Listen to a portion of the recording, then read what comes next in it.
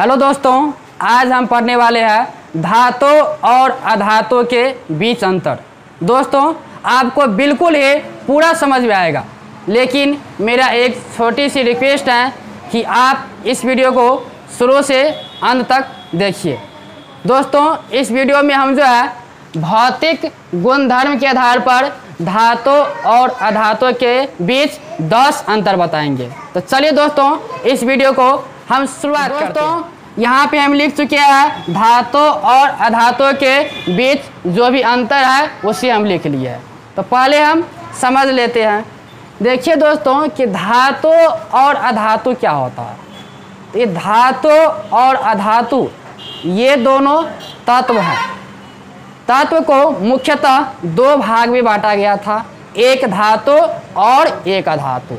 तो क्या है समझ में कि धातु भी एक तत्व है और अधातु भी एक तत्व है, लेकिन धातु वैसा तत्व है जो इलेक्ट्रॉन को त्यागता है और अधातु वैसा तत्व है जो इलेक्ट्रॉन को ग्रहण करता है। मतलब कि धातु में क्या, वह इलेक्ट्रॉन को क्या करता है, वह क्या करता है, धातु इलेक्ट्रॉन को त्यागता है। त्याग कर जब वह त्यागता है तब वह किसका निर्माण करता है, वह धनायन का निर्माण करता है।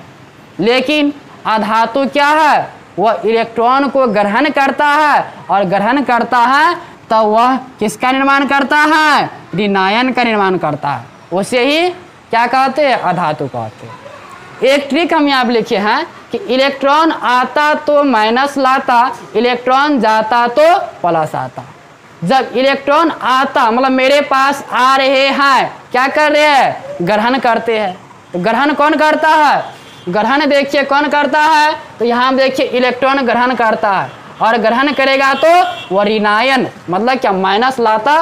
माइनस का मतलब क्या होता है, ऋणायन लाता है। उसके बाद देखिए धातु क्या है, वह त्यागता है। त्याग कर जब वह त्यागता है मतलब जाता है, हमसे दूर जाता है, मतलब त्याग रहे हैं, तब क्या आएगा, प्लस आता है और प्लस को ही क्या बोलते हैं, धनायन बोलते हैं। तो इसका परिभाषा है कि धातु वे तत्व हैं जो इलेक्ट्रॉन को त्याग कर धनायन का निर्माण करती है, धातु कहलाते। अधातु वे तत्व हैं जो इलेक्ट्रॉन को ग्रहण कर ऋणायन का निर्माण करते हैं, अधातु कहलाते हैं। एक पॉइंट हमें आ गया समझ में, धातु और अधातु के बीच का पहला अंतर। अब देखिए दोस्तों कि दूसरा है कि धातु में विशेष चमक होती है। जैसे आप सब सोना देखे होंगे, चांदी देखे होंगे, उस समय बहुत अधिक चमक रहती है। क्यों, क्योंकि धातु में क्यों होता है चमक, क्योंकि उसमें मुक्त इलेक्ट्रॉन होता है। इसे हम नेक्स्ट वीडियो में बताएंगे। जैसे देखिए मेरे पास क्या एक घड़ी है, इसमें धातु लगा हुआ है, देखिए कितना चमकता है। तो धातु में क्या होती है, एक विशेष चमक होती है। जैसे सोना हो या चांदी हो या एल्युमिनियम हो, ये सब क्या है, धातु है। लेकिन अधातु में कोई विशेष चमक नहीं होती है। जिस प्रकार धातु में चमक होती है उसी प्रकार अधातु में कोई चमक नहीं होती है। लेकिन दोस्तों अपवाद है कि आयोडीन और ग्रेफाइट इसमें विशेष चमक होती है। आयोडीन और ग्रेफाइट अधातु रहते हुए भी उसमें चमक होती है। यही है दोस्तों, ऑब्जेक्टिव में बार बार पूछा जाता है कि निम्नलिखित में कौन सा तत्व है जो अधातु रहते हुए भी उसमें चमक पाई जाती है। तो क्या बताना दोस्तों, आयोडीन और ग्रेफाइट दो ऐसे तत्व हैं जो अधातु रहते हुए भी उसमें चमक रहता है। उसके बाद तीसरा पॉइंट है कि धातुएं प्रायः ऊष्मा एवं विद्युत के सुचालक होते हैं। मतलब कि धातु में विद्युत धारा प्रवाह होती है।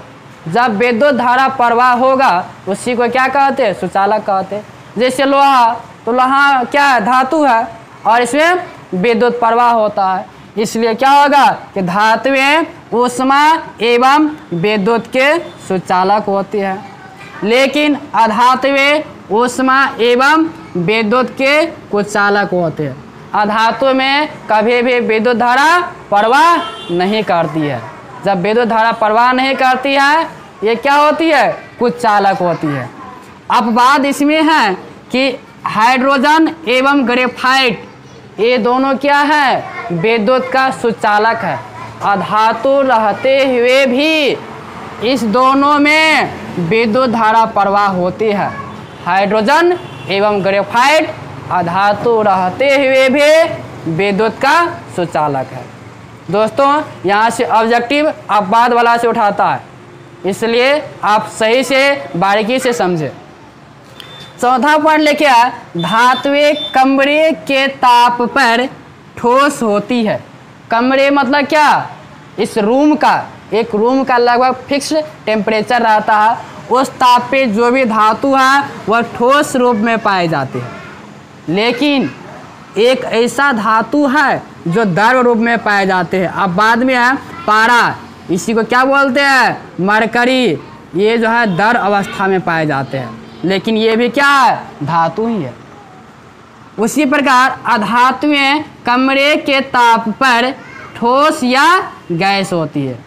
अधातु या तो ठोस होगी या गैस होगी कमरे के ताप पर, लेकिन इसमें भी अपवाद है। ब्रोमीन क्या है? यह द्रव अवस्था में पाए जाते हैं, लेकिन है क्या? ये अधातु है।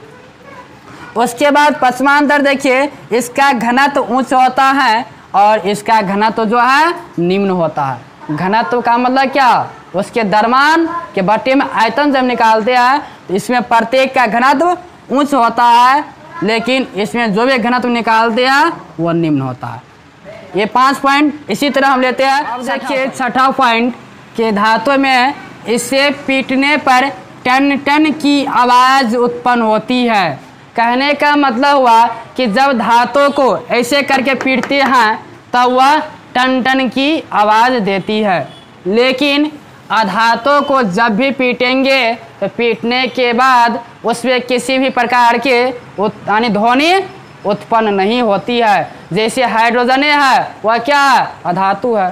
कार्बन भी क्या है? अधातु है। उसको पीटेंगे तो पीटने के बाद किसी भी प्रकार की ध्वनि नहीं देती है। उसके बाद देखिए 7वां पॉइंट कि धातुएं आघात वर्धनीय तथा तन्य होती हैं। दोस्तों, कि धातुएं क्या होती है? आघात वर्धनीय और तन्य होती है। मतलब क्या? कि धातु को उसे खींच करके या पीट पीट करके लंबे लंबे पतले पतले पत्थर बनाए जा सकते हैं, लेकिन सबसे अधिक सोना और चांदी आघात वर्धनीय और तन्य होती है। देखते होंगे कि सोना और चांदी बहुत ही पतला पतला होता है, उसे खींच करके बहुत ही लंबे लंबे तार बनाए जा सकती है, बहुत ही पतले पतले पत्थर बनाए जा सकते हैं, कागज़ से भी पतले पत्थर बनाए जा सकते हैं। दोस्तों, जो 1 ग्राम यदि सोना ले लिया जाए उससे 2 किलोमीटर, 1 ग्राम सोना से 2 किलोमीटर लंबे तार बनाए जा सकते हैं। सोच सकते हैं दोस्तों कि 1 ग्राम सोना है, उससे 2 किलोमीटर लंबे तार खींचे जा सकते हैं, लेकिन अधातुएं में इस प्रकार का कोई गुण नहीं होती है। मतलब अधातुएं न तो आघात वर्धनीय होते हैं और न ही तन्य होते हैं। उसके बाद देखिए 8वां पॉइंट, धातुएं सामान्यतः कठोर होते हैं। मतलब कि धातु क्या होते हैं? कठोर होते हैं। जैसे लोहा क्या? धातु है। सोना क्या? धातु है। और वह देखते होंगे कितनी ही कठोर है, लेकिन सभी धातुओं की कठोरता एक समान नहीं होती है। अलग अलग धातुओं की कठोरता अलग अलग होती है। उसके बाद देखिए इसमें कि अधातुएं मुलायम होती है। दोस्तों, धातु कठोर होती है लेकिन अधातु मुलायम होती है। लेकिन यहाँ पे धातु में अपवाद है, लिथियम, सोडियम, पोटेशियम, 3 धातु ये जो है मुलायम होती है। Lithium, sodium, potassium, atomic number होता है 3, 11, 19। ये तीनों धातु जो है वह मुलायम होती है और इन तीनों धातुओं को हम चाकू या कैंची की सहायता से काट सकते हैं। और यहाँ से तीनों में से बार बार ऑब्जेक्टिव पूछा जाता है, आप इसे ध्यान रखिएगा। उसके बाद देखिए इधर क्या है, ये तो बता दिया है। उसके बाद देखिए 9 नंबर का पॉइंट है कि इसकी प्रकृति विद्युत धनात्मक होती है। डिफिनेशन वाला पॉइंट में ही बताया है कि धातु वे तत्व है जो इलेक्ट्रॉन को त्याग कर धनायन का निर्माण करती है। मतलब धातु की प्रकृति विद्युत धनात्मक होती है, जबकि अधातु में क्या बताए थे, ये ऋणायन का निर्माण करती है, मतलब विद्युत ऋणात्मक होती है। ऑब्जेक्टिव में आता है कि धातुओं की प्रकृति होती है, तो क्या कहना है, विद्युत धनात्मक। अधातुओं की प्रकृति होती है विद्युत ऋणात्मक। ये सब ऑब्जेक्टिव के लिए हम बता रहे हैं। उसके बाद देखिए 10वां पॉइंट, इलेक्ट्रॉनिक विन्यास 1, 2, 3 होता है। देखते होंगे कि जब धातु का इलेक्ट्रॉनिक विन्यास निकालते हैं, इलेक्ट्रॉनिक कॉन्फ़िगरेशन, तो उसके 72 कक्षा में या तो 1 या तो 2 या तो 3 इलेक्ट्रॉन आता है।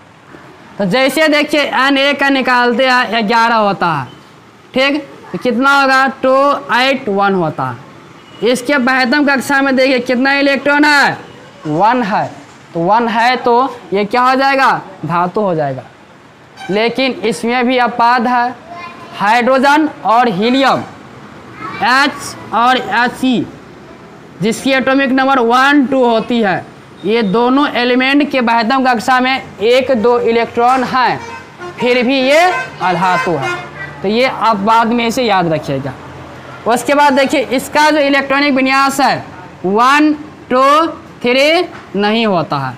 मतलब अधातुओं के 72 कक्षा में 1, 2, 3 इलेक्ट्रॉन नहीं रहते हैं। अब बाद में तो ये 2 है, हाइड्रोजन और हीलियम, इसमें 1, 2 है, फिर भी यह क्या है, अधातु है। तो दोस्तों ये था आज का 10 पॉइंट धातु और अधातु के बीच अंतर। दोस्तों कैसा लगा वीडियो, यदि अच्छा लगा तो आप कमेंट बॉक्स के नीचे जा कर के कमेंट कीजिए कि अब आप किस टॉपिक पर वीडियो चाहते हैं। मिलते हैं नेक्स्ट वीडियो में, आज के लिए इतना ही।